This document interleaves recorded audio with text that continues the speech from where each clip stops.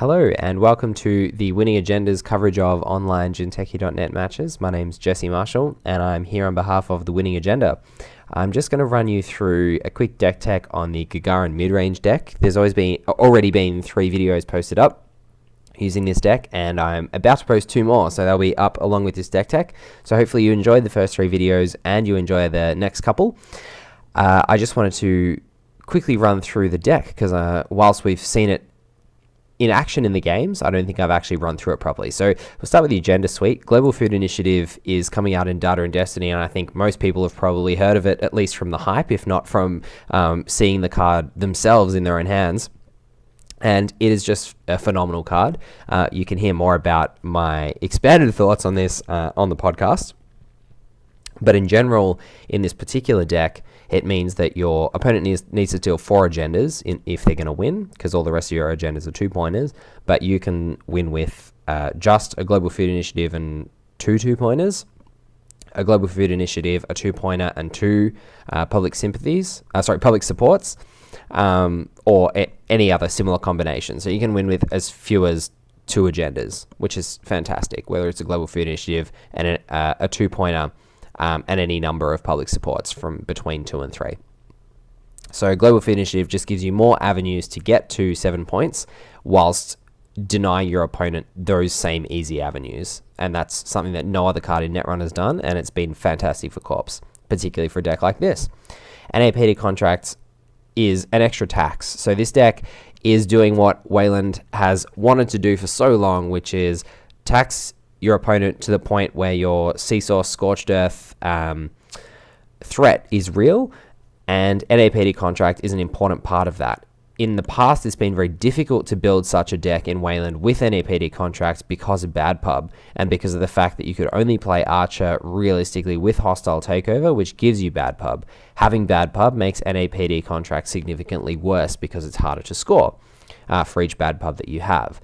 Being able to play NAPD Contract and Archer together has been a dream of mine for so long, without bad pub that is, and the card that's enabled that to happen is Public Support, which is really the linchpin of this deck. It's a 2 to res, 4 to trash asset from Wayland. It's in the Universe of Tomorrow pack. When you res it, you place 3 power counters on it, so it ticks down over 3 turns, including the turn, if you res it at the end of your opponent's turn or the start of your turn, including that first turn. So it's really only alive for 2 of your opponent's turns. They have 2 turns to trash it, and if they don't, then you get 1 agenda point. That's fantastic for the reasons I stated earlier when I was running through the agenda suite, and it also turns on Archer as well as Corporate Town, which is another little card that I've really enjoyed in Wayland from the Sansan cycle. It threatens your opponent's Wild Cakes engine, it threatens Katie Jones, and it threatens all manner of other resources that can really accelerate your opponents and allow them to avoid your tax that you're trying to place on them. So Corporate Town is a bit of a defensive card, but it's one that can really claw you back into games that you felt like you were getting behind in. I enjoy it quite a lot. Capital Investors on Corporate Town as well, it's obviously, again, got significantly more powerful and more synergistic now that we do have public support in the deck, and we don't have to rely on forfeiting hostile takeovers, and even having hostile takeovers, which obviously make trashing Corporate Town a much easier proposition. Having it in Gagarin makes it just that little bit more difficult to trash as well in a remote. Pad Campaign and Capital Investors, very important to the economy of the deck. Having more asset economy in Wayland is nice because it means that you've got more reach and you can spread your economic gain over the game more than relying on that sort of build up a really quick wave of credits at the start and try and ride that to the end, which is what you had with the core set identity. Being able to play assets, protect them, and have them fund things that are reasonably efficient and useful in a sort of mid-range strategy is something that we haven't had from asset economy in Wayland before. Capital Investors gives that to you, as well as Pad Campaign. Snare is about keeping the runners honest. It means that massive medium digs on R&D, or even digs with Maker's Eyes and R&D interfaces, even HQ checks if you've got it sitting there, can punish the runner if they're really putting a lot of pressure on you. And because this deck is so focused on the remotes, between Ash, your taxing ice that you generally want on remotes, and the need to score all of your agendas through remotes, having something that protects your centrals can be really important. And it obviously ties very well back into the Seasource and Scorched Earth plan, or particularly the Scorched Earth plan. So that covers off all of the assets. Jackson Howard, I think, goes without saying. Seasource and Scorched, I've spoken a little bit about. I think we'll leave those aside. Ash is a really important element of this deck. There are a lot of zero-link runners going around at the moment, which hasn't necessarily been the case in the past with Kate and Andy being so dominant for so long. Now we've got Noise, who's a zero-link runner, who's tier 1. There's a bit of Wizard going around, and there's also a few Chaos Theory and other criminal zero-link identity runner decks going around as well. So Ash punishes those decks a little bit more, but generally in Gagarin, it also is a little bit harder to trash itself, and just makes for some really taxing servers. I mean, if you have this with a public support, it's a really massive deal for most runners to go in there, beat the trace on the Ash, pay to access the Ash, pay to trash the Ash, then pay to access and trash the public support after running through reasonably taxing ice.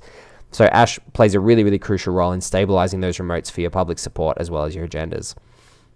The ice itself, Tour Guide is sort of different in different matchups. It's obviously not so good against Parasite, but again, you can get a critical mass of ice with Parasite between your Tour Guides, your Quandaries, and your Spiderwebs, that if you can soak up enough Parasites with Tour Guide and Quandary, you can hopefully see your Spiderwebs not die.